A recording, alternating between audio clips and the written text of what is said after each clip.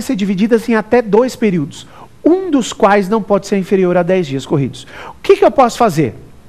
15 e 15, 20 e 10, 10 e 20. Até 2 períodos, um dos quais não pode ser inferior a 10 dias corridos. Beleza, André? Quais são esses casos excepcionais? A CLT não é taxativa a respeito dos casos excepcionais, doutores. A CLT ela é exemplificativa e aí a gente tem um problema. O que é pacífico seriam casos de força maior. Casos de força maior é pacífico, né?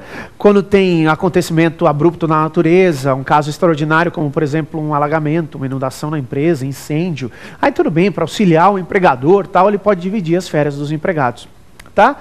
Aumento de produção é um caso excepcional? É meio complicado a gente falar isso, hein? É meio complicado, a jurisprudência se divide um pouco acerca do tema. Outra coisa importante, os menores de 16 e maiores de 50 têm que gozar suas férias em um só período. Para eles não tem excepcionalidade. André, vamos dar uma retomada nisso para a gente não ter problema? Vamos lá. As férias devem ser concedidas em um só período de 30 dias corridos. No entanto, em casos excepcionais, poderão ser divididas em até 2 períodos, um dos quais não poderá ser inferior a 10 dias corridos. E os menores de 16 e os maiores de 50 não têm excepcionalidade. Eles têm que usufruir as suas férias em 30 dias corridos. Para eles não há excepcionalidade. Eles têm que usufruir as suas férias em 30 dias corridos. Perfeito? Joia? Tranquilos? Agora chegamos num tema importante. Os períodos de férias. Se nós não entendemos os períodos de férias, nós não vamos conseguir analisar certo quando que o empregado tem que usufruir as férias dele. Vamos lá. Existem 2 períodos de férias, os chamados períodos aquisitivo e período concessivo de férias. O que são eles? Período aquisitivo são os 12 meses iniciais em que o empregado trabalha para adquirir direito às suas férias. Esse é o período aquisitivo. Os 12 meses iniciais em que o empregado trabalha para adquirir direito às suas férias. E o concessivo? Período concessivo são os 12 meses subsequentes, os 12 meses seguintes, em que o empregado terá direito de usufruir as férias dele. Período aquisitivo, os 12 meses iniciais, e concessivo, os 12 meses subsequentes, em que o empregado deverá usufruir, deverá gozar as suas férias. Joia? Perfeito? Exemplificando. Se o empregado começou a trabalhar na data mais importante do ano, dia 29 de maio, não há dúvida que é a data mais importante do ano, que é meu aniversário. Então, dia 29 de maio, na data mais importante do ano, o empregado começou a trabalhar. Vamos supor, dia 29 de maio de 2005. Um ano depois, no dia 29 de maio de 2006, ele completou 12 meses, ele adquiriu o período aquisitivo. Ele adquiriu o direito de ter 30 dias de férias, de gozar 30 dias de férias. E do dia 29 de maio de 2005 até o dia 29 de maio de 2006 é o período concessivo, é onde então ele deverá gozar as suas férias. Eu pergunto a vocês, se ele começou a trabalhar no dia 29 de maio de 2005, no dia 29 de maio de 2006, ele adquiriu o direito de gozar os 30 dias de férias, certo? Certo. E do dia 29 de maio de 2006 até o dia 29 de maio de 2007, ele deve então combinar com o seu empregador o mês que ele quer gozar as suas férias, certo? Errado. Errado. Porque ele não tem que combinar nada com o empregador. Doutores, e a palavra a ser utilizada é esta mesma. Quem ordena o período de férias do empregado é o empregador. Quem manda o período de férias do empregado é o empregador. Meu amigo, independe de concordância. Meu amigo, independe de pedido de empregado. Quem manda essas férias é o empregador. É o empregador que vai chegar para o empregado e vai falar, você vai gozar as férias em tal data. É claro que não seria justo eu, por exemplo, chegar na minha empresa hoje e chegar para minha secretária e falar o seguinte, amanhã você está de férias. Não, claro que não. O empregado ele precisa programar as férias, ele precisa ter um tempo para isso. E a CLT exige isso. A única exigência que a CLT faz é a seguinte, empregador, dê as férias para o empregado com pelo menos 30 dias de antecedência. Avise das férias do empregado com pelo menos 30 dias de antecedência. avise com pelo menos 30 dias de antecedência que ele vai usufruir suas férias. Ou seja, se você aí, patrão, chegar para o seu empregado hoje e falar com ele, olha, daqui 30, 40, 50, 60 dias, você vai sair de férias? Acabou. Empregado não tem que achar bom ou ruim, ele tem que sair de férias, porque isso depende do empregador.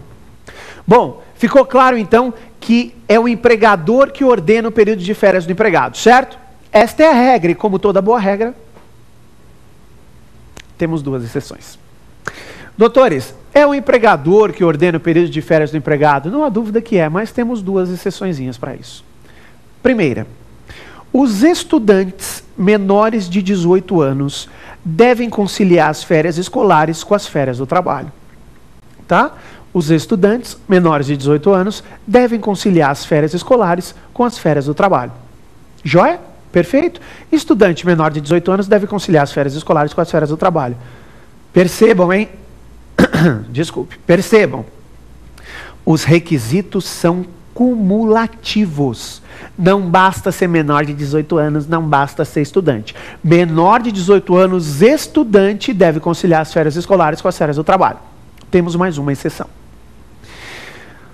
Os membros de uma mesma família que trabalhem na mesma empresa podem gozar as férias juntos, se assim quiserem e se isso não resultar em prejuízo ao empregador. Ou seja, os membros de uma mesma família que trabalhem na mesma empresa podem gozar as férias juntos, se assim desejarem e se isso não resultar prejuízo ao empregador. André, como é que é esse negócio de prejuízo ao empregador?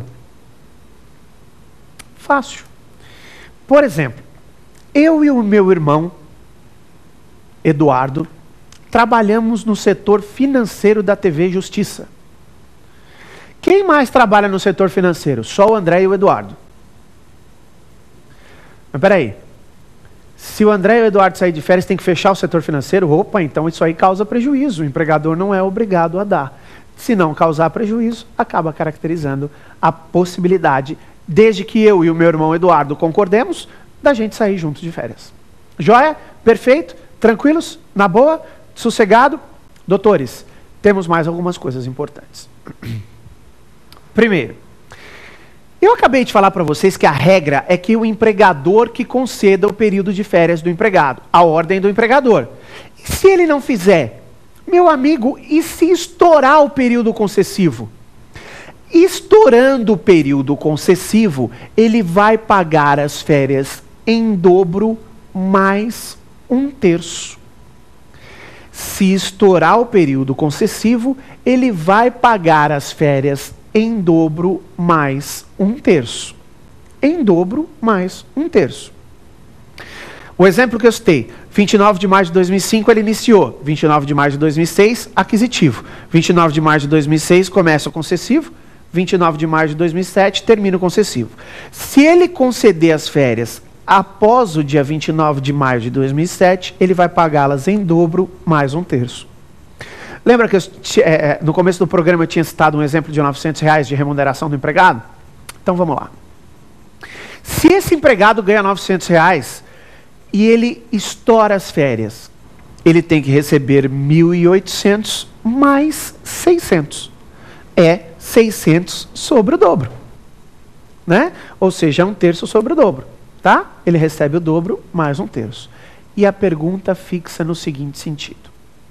Se esse cara receber em dobro mais 1/3, ou seja, estourou o período concessivo, empregador não deu as férias para ele, ele vai receber em dobro mais 1/3. Ainda assim, além de receber as férias em dobro mais 1/3, o empregador ainda tem que dar os 30 dias de férias para ele? Claro que sim. Sem dúvida nenhuma tem. Ô André, espera um pouquinho. Você está querendo nos dizer então que se o empregado se estourar o período concessivo, ele recebe dobro da remuneração, mais 1/3 e ainda tem que gozar os 30 dias de férias? É, meu amigo, é isso mesmo. É exatamente isso. Raciocinem comigo. Se o fato de nós estarmos admitindo que o empregador, ao pagar o dobro da remuneração do empregado e mais 1/3 sobre o dobro, em razão de